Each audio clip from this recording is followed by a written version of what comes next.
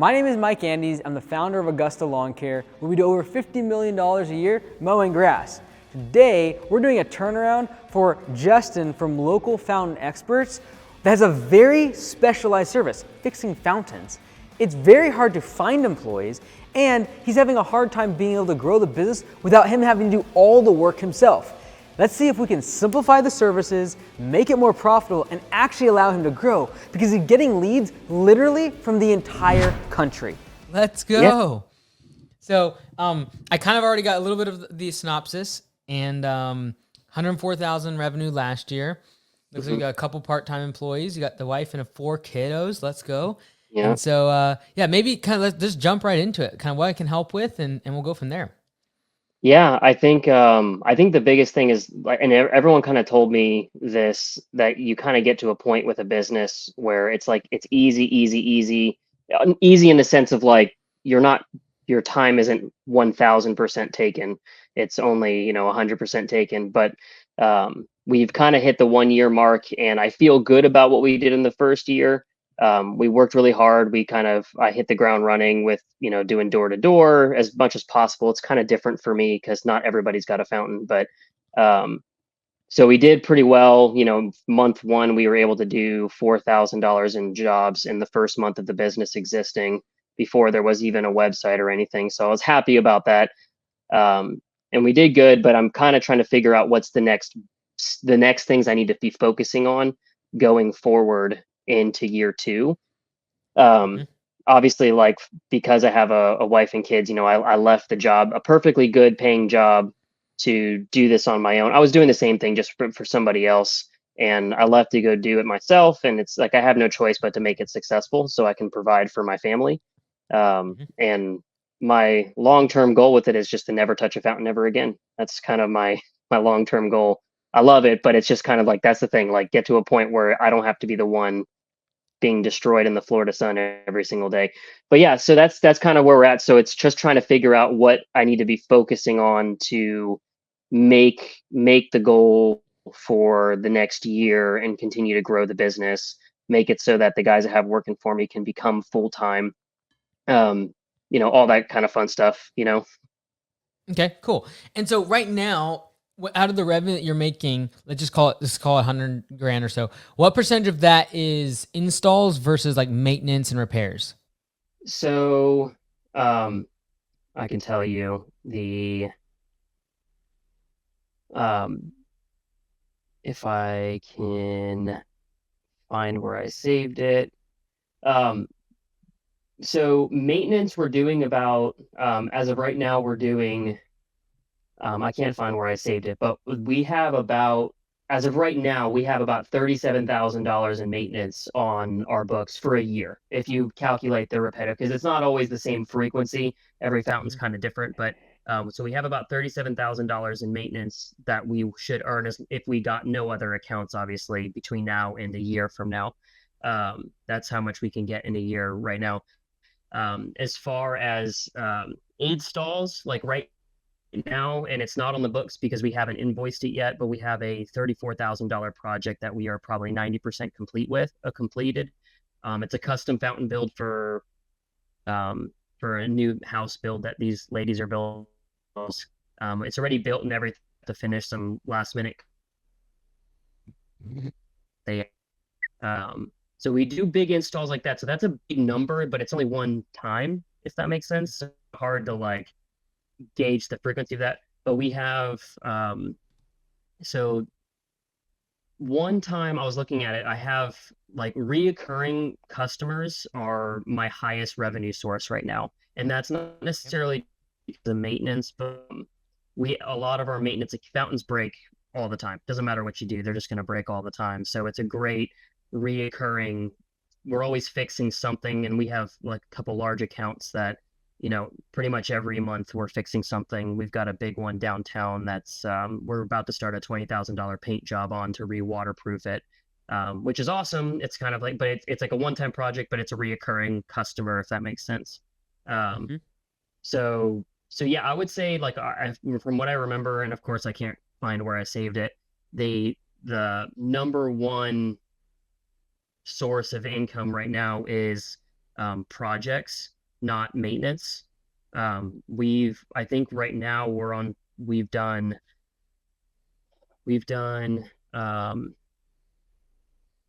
man, I really wish I could find it. Is it safe to say you Um, probably think about 60% of revenue comes from installs, yeah, 40% or so from maintenance, and then maintenance kind of pays the bills though, because it's recurring. yeah, it does. Although actually, well, I would say that like our projects, like our repairs, it depends if you're considering repairs the reoccurring revenue. If Right. you are, then yes, I would say that is true. If you're putting that in the project category, then projects definitely are our majority on that Okay. because we did I want to say about 30,000 in maintenance last year in the past year, but we invoiced $104,000. So Got it. it's obviously, but if you're considering the customers that we're going back for, then yeah, that would be reoccurring revenue on that. And then what's the kind of like rough percentage of if you install a fountain, I'm assuming the vast majority of people then sign up for some sort of recurring maintenance. I would it's I about 50%.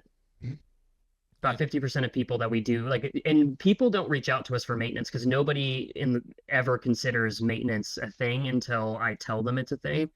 Usually they reach out because their fountain is either filled with, a thick layer of algae and gunk and nastiness, or something's broken and they need it repaired. And then usually I tell them, hey, the best way to prevent this from happening again, or whatever it is maintenance, and we'll try to sell it. But we have about a 50% success rate on that. Um, Okay. about a 90% on the commercial accounts, which are the really big money makers. Mhm. Like we have our biggest one, we invoice somewhere around $600 a month to them. They're downtown. It's a big public one here in Jacksonville Mhm. downtown, and so that's like a big one for us. But yeah, the yeah, no, that's it. Sorry, I'm losing my train of thought. You're good. And then, okay, that makes sense. And so right now, where's most of your leads come from? I know you said you started with door to door. Where's most of the leads coming just from like organically on your website and social media, or kind of where do most leads come Paid from? ads, paid Okay. ads. We went right off the bat. My dad actually, as his kind of way of helping the business get started, he's been paying for a service to do it all for us. So it hasn't come out of the business books yet, which has been a huge blessing. But he's paid for them to make us a whole new website to get everything going, SEO and paid ads. And right now the SEO is doing so good that, and nobody does what I do. So we literally get calls from all over the country and Canada. They obviously Wow. can't service, but SEO is doing really paid ads outside of our region. But I literally got 4 leads from outside of my state just yesterday, um, Wow. which is awesome. It's really cool to see. It's annoying having it in my inbox because I'm like, I can't help you. um, Yeah. but it's great because nobody does what we do, and we have only one real competitor in the entire nation, and they are in my same city, and I used to work for them. But Wow. we're so Okay. paid ads are our number one. They bring in, I want to say it's like 70% of our leads that converted are from the website. It's expensive cost per lead. Like it's about like $100 per lead essentially. But I'm closing. I want to say it's like 70% of them. Sorry, that's not true. 60% of them. We're closing Got it. on our overall our leads. Mailers have been our second best. Most of our customers are in gated neighborhoods, so door to door is really challenging. And Mhm. even if you get in those neighborhoods, they don't want you knocking on their door. So usually we'll just drive. Once we get in the neighborhood, we'll drive around, write down their addresses, and then just put them on a mail list and start sending them mailers. Mhm. Um, so basically, my philosophy has kind of been if I have leads coming in from Google and it's keeping me busy, then that's what I focus on. But if I have any open time, then I switch to focusing on mailers because that's my number two. And then if I run out of time or things to do with that, then I go back to door to door. But I've really only had to do door to door like total of 2 times in the past year. Okay. Very cool. Yeah. So I pulled up your website. Um, your is this it right here? Hmm. Your local. Okay. One second. Local fountain expert. That's the And website. then I was just wondering how much are they going to spend make you spend after he's done paying for it? So it's expensive. I don't remember the exact number. I want to say that we're doing about 1,500 towards in our ad spend right now, and then it's I think another 1,500 for the continued SEO work that they're doing, which is pretty expensive. They've done a great job. I definitely would have had to do it myself if it wasn't for my dad offering to pay for it. And he hasn't given me he hasn't said that he's gonna stop it soon. So, and I asked him just the other day, and he was like, he's like, no, he's like, we'll follow it because they started in October. So he said when we get to the end of the first year, we'll look at all the data, make sure that it's paying for itself, which it really hasn't yet, if I had to guess. But if it's gonna pay for itself, then he'll switch it over to the business. Okay. All right, cool. Yeah, like it doesn't matter. Like if you're paying $3,000, well, I guess 1,500, but even let's just call it $3,000. If we're paying 30% of revenue going to any sort of advertising, half of that being ad spend, half of it being website stuff, that's gonna be a tough pill to swallow. Even if you scale, like it gets really difficult. But like one thing I would say is like on the website, I don't know how much influence you can help with, like giving what to do. Like there's no mention of your service area. And so I'm not surprised that you're getting leads from literally all over the country because there's literally no mention besides down here at the bottom, your service area. Way at the bottom, yeah. Like I would say like the first thing I would be doing is right here, like outdoor fountain installation and repair in Jacksonville, Florida, or wherever you're servicing. Yeah. Or maybe up in the header up here or something. Because that would prevent all the leads randomly coming in. Right. Yeah. And so if it's a frustration, that's something you could probably do to fix it pretty quickly. Because really, the only other way is to look at the area code of the phone number, and a lot of people just won't do it. Because you'll rank really well for local. Like that word will rank really well. Like local fountain expert will crush basically anyway. It's why I chose the name. Yeah. Yeah. So, okay. And then, so I think the thing that I'm a little bit afraid of is that you don't have control of your lead source, right? And like if we had to pay for it, it would become instantly unprofitable. Because if we're paying, $3,000 a month, if we have to end up paying for that and we're making $100,000, like that's 30%. Even if we can grow to 150,000, if we're paying, even still like, what is it? 15 or 20% of revenue out to that, it's going to be pretty significant. Have you gone any like more like B2B stuff, like contacting other people that install fountains, like landscapers, and trying to go on that route? So I've done a little bit. It's one of the things on my list of things that I want to pursue more. I've done a couple where I've had a landscaper reach out saying, hey, like we just had one then this past month. They call me, they say, hey, we're in a pinch, an emergency. We agreed to build this custom fountain for these people, and we have no idea what we're doing. Please help. And I tried for the relationship build. I went out of my way to try to go out there and help them. And it was a weird one. And it was not what I would have done ideally, but them and their customer agreed on this design. So I kind of just put it together for them. But yeah, so I did that. And I talk to every time I drive by somebody who's, doing landscaping or some other work somewhere in a neighborhood or a business. I always go and I say hi, and I always introduce myself, give them my business card, as much as possible. But I haven't done any direct, conversations. We do have one person that I work with. He actually makes like tiered concrete fountains in the area. And he and I have talked a lot, and I've done business for him and he's done business for me. He's just not fantastic at any communicating. He's definitely going to cap himself just because I have literally probably $5,000 worth of estimates that I'm waiting on answer from him for, and he's literally hasn't responded to me in a week. Mm-hmm. So it's like, but that's it. But it's on my list to pursue more, I should say. Yeah, like I think that's where I'd be going, like more B2B stuff, because going after consumers with paid ads is extremely expensive when it's in a market like this. From what I have seen, it's same thing with like very detailed hardscapers. I've seen the same thing happen where the cost per lead gets so prohibitive that you have to charge an astronomical amount of money to make sense of buying leads from consumers. But if you go to the people who are doing all the work, it might be beneficial. And what I would recommend if I went to the landscapers, I'd be saying, hey, look, I wouldn't even approach it like, hey, I'm your fountain guy. I'd be approaching it as, hey, I install fountains. Do you do landscaping? Because I would love for you to come do the landscaping around the fountains that I build. And then if you have that approach, everyone's going to want to do business with you because they're coming from the perspective of like, oh, he's going to bring work to me. And there might be jobs where you actually do sub out or you just ask a landscaper to come plant trees or whatever.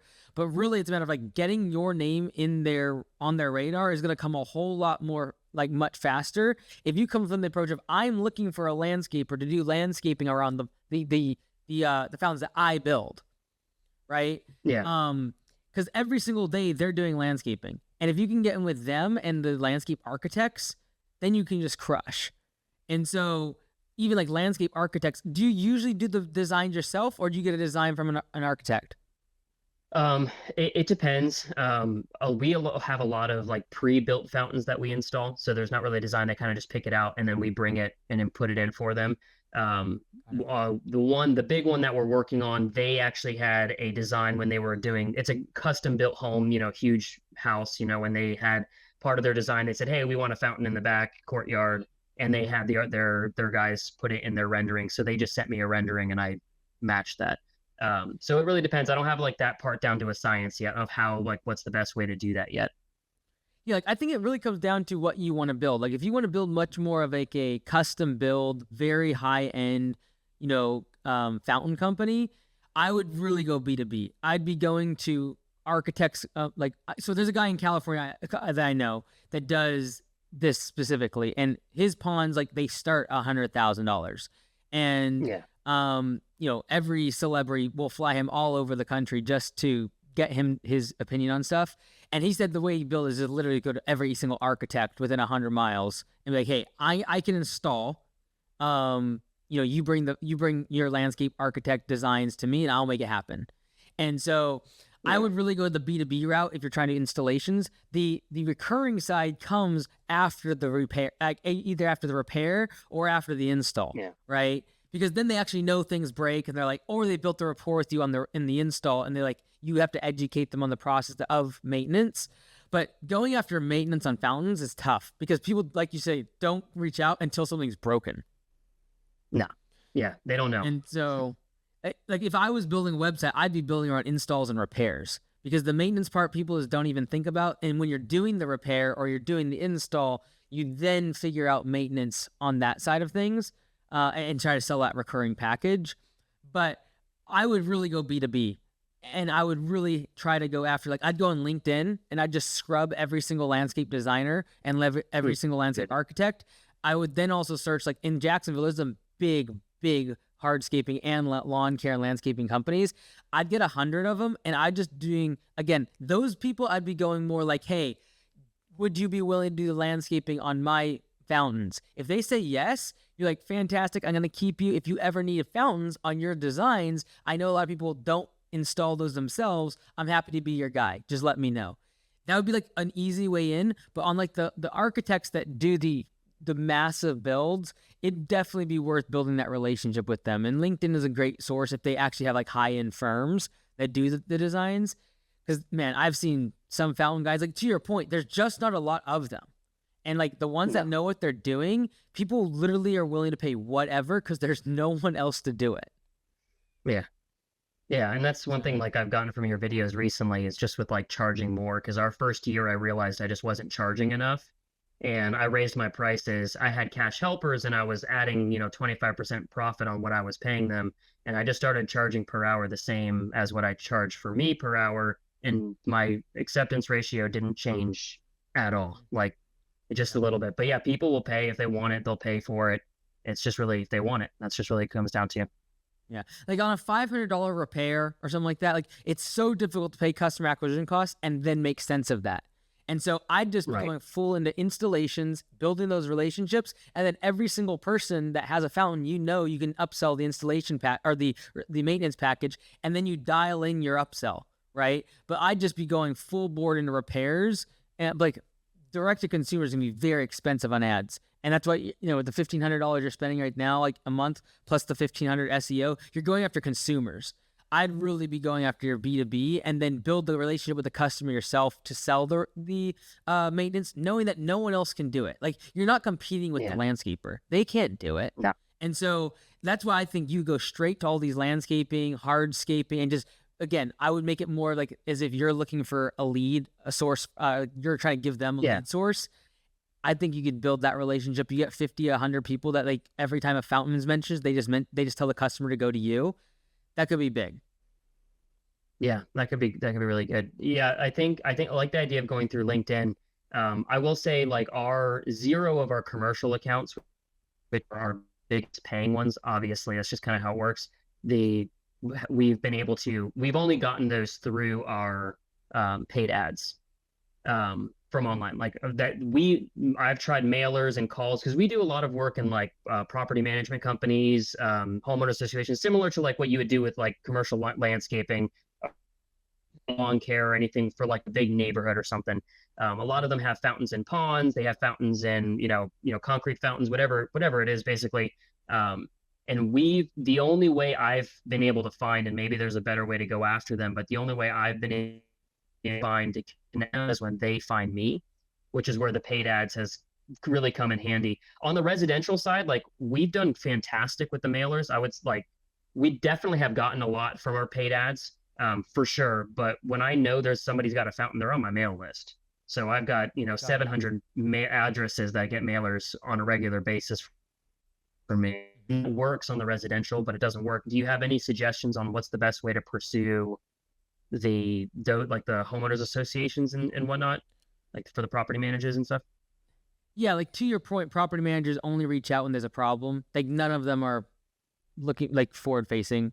Like, I've worked with several of them. Like, until there's a problem, they're not going to do anything about it. And so the reason the ads have been a source for them is because, like, they are also scrolling Facebook, they are also scrolling on Google, etc.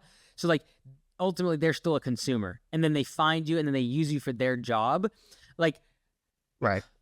I really think it's a matter of whoever builds the fountain, like, I'd really brand yourself on that fountain to make sure that in perpetuity, anyone that touches that fountain knows you installed it. Because most property managers would just be looking, like, at either the manual or the motor, or, like, where can we get service on this thing? And so if you fix one, I'd be, like, either, like, branding yourself on it somehow. Like, I don't know how all that works, but, like, I'd be doing whatever is possible to make sure that anytime if someone sells the property, if a different HOA comes in, you are, like, by default, like, on irrigation, that's what we do, right? It's like, you go into irrigation, we are going to take apart that irrigation box and put on our back, like, here's the contact for service or repair and emergency, and it's all coming back to us. Right? Because then that way the property manager, because they flip out new property managers, new HOAs or whatever, they always will come back to us. But yeah, like, it's a tough one. I would just be going after installs, though, because, like, it's so high premium, and you can get your foot in the door and then establish the maintenance and have that kind of like the part you slowly build over time, but charge a very high premium for installs. Yeah. And I know, like, right now we're getting a lot of leads, and it's the same in, like, lawn care industry. Like, it's just the spring rush. Everybody in the summer, like, everybody wants to get their stuff taken care of in that time frame. And we're getting so many leads. Like, this past week, it's been like every 5 minutes I'm getting a phone call or an email with a new lead or new connection. And we're booked for about 3 weeks straight. All three of us. A couple of them are big projects, so it's annoying because, you can't invoice it. It's not like you don't get to see the money come in, which is really frustrating. But yeah, I think unless you have any other points, because obviously I'm here because of, I want to hear what you say. I think one of the biggest challenge points that I'm having is what's the best way to manage my time within the business, because I can sell. I can do all the parts of the business. It's hard to do all of them at the same time. Like, on Friday, like, I sent my P&L this today, but on Friday I was working until 5 o'clock on a project because I was out in the field, and I upsold it. So they added a bunch of other, parts to it. So it just kept taking longer and longer. And then I realized you're 3 hours behind, and I could have sent it and it would have been the end of your day, but that's, besides the point. But yeah, I mean, like, I'm trying to figure out what's the best way to manage my time. I have two guys. One of them can do about 75% of what I know. The other guy can do about 25 to 30% of what I know. And a lot of it is experiential because we don't do the same thing twice repetitively. Yeah. It's like it can take weeks or months. So I'm trying to figure out what's the best way to continue to make more sales. I don't want to hire people just because I know that, when I get to the end of the year, I'm going to have too many employees. So I'm trying to manage it, but I also don't, I'm lost a couple of jobs because I told them I have to schedule them 3 weeks from now, which is a challenge. So that, I know we only have a few more minutes, so that's. Yeah. Like if I was you, I would probably, in this case, I would like, it's a very technical service, right? And to your point, it's very difficult to create systems around this. And this is why there's so few operators that pull this off, and like you have no competition because it's so detailed and every job is so different. And so I'd be encouraging you, like, it's like, how do we create systems is simplify and standardize. Well, standardizing this is very difficult. And so I would just be simplification. So it's like, okay, if you're getting barraged with leads, first off, we can simplify like how many leads are coming in by like being very clear of our service area on things like our website or our ads. So we're not attracting all sorts of people confusing you all day long. Secondly, then the simplification of which services are we going to focus on, right? Because yes, there is a number, and this is the challenging part with fountains. There's an infinite number of issues that are going to happen. What are the top 5 or 6 that we are actually going to specialize in so that you can train someone like the 20% guy, you can train him up to 70% within a matter of 6 to 8 weeks, right? Like for us, we look for 2 weeks, but like we're doing much less skilled labor than you. And we don't have as much variety as you. But I would say, okay, the guy does 70%, I'd be really questioning the 30% that he can't do. Sure. Like I'd be whether it's worth it or not. Yeah, because otherwise you're just going to be caught in this always you're putting hand. Like if your goal is not putting hands on a fountain, you're going to have to cut out that 30% that is difficult to train and create systems around. And so out of the 100 different ways that a service call could go, there's probably 10 that is like 60 to 70% of the revenue. And I just focus on those. And then that way, when someone new comes in, you can train them on those things much faster than trying to think that they got to do 100 things. And a lot of that comes down to like, if you're getting leads pouring in, now you start adding filters into the funnel, right? And so if it's very different if someone's like, I have no work. Well, then you're doing the work and you're out there and you're just taking what you get. But if you're that booked out and you got all these leads pouring in and now it's becoming a distraction because you can't get stuff done throughout the day, I'd be adding filters in, right? So I'd be being very clear in the ads and in your website and even potentially on your voicemail of what services you do and do not do. So that way it's like, these are the 10 services that we just crush. And then when someone comes in that's new and that 20% person, you can have, okay, week 1, we do these 2 or 3 services you get trained up on. Week 2, you get trained up on these services. And in 6 weeks, you're fully certified to do basically everything that we do here at Local Fountain Experts, right? Sure. I'd zero in on that because otherwise you're just going to be the bottleneck forever. Like that's just the honest truth. And I see it so often with like very skilled labor like this. Yeah, and I definitely don't want that. It's definitely kind of my goal to get away from that. Yeah, and I think like the maintenance, like the guy who does the 20-30%, he just finished training through all the maintenance. And the next step for us on that is to create videos to be able to show people when they come in, they can watch it all, learn it all. And then he's learning the next step, which is like one-time cleanings where we're just cleaning out, abandoned fountains, all that kind of stuff. The other stuff gets a little challenging because we don't have enough of it back to back to be able to like say, oh, in these weeks we'll learn this until we have videos, which that's our plan. Our plan is to try to create training videos so they can see it. But yeah, no, that's great.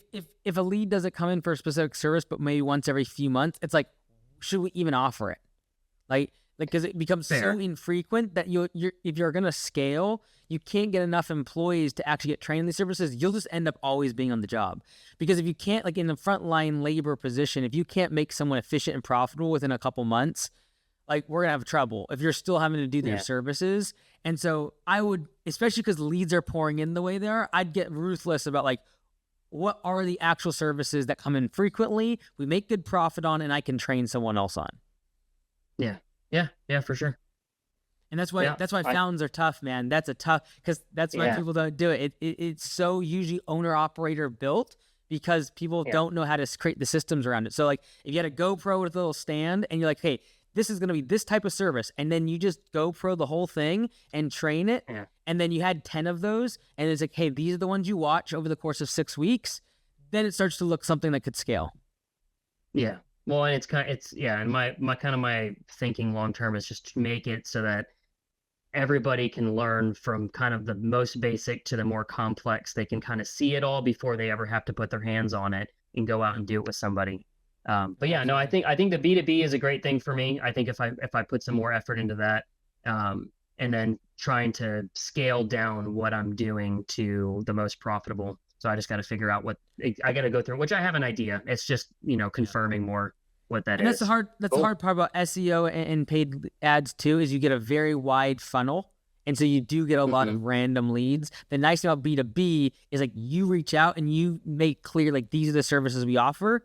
And so that takes more time. It's not as an immediate of a punch of leads, but I really think if you did that to 100, 150 landscapers in a 50-mile radius of you, like, in time, you could get a really good lead source, like flow of good quality lead doing what you want to be doing, customers that you can upsell into fountain repair and stuff. So I wish you all the best though, man. You're going to do great. Yeah. Appreciate it. Thank you. Absolutely. Take care. You got to have a good one. All right. Bye-bye.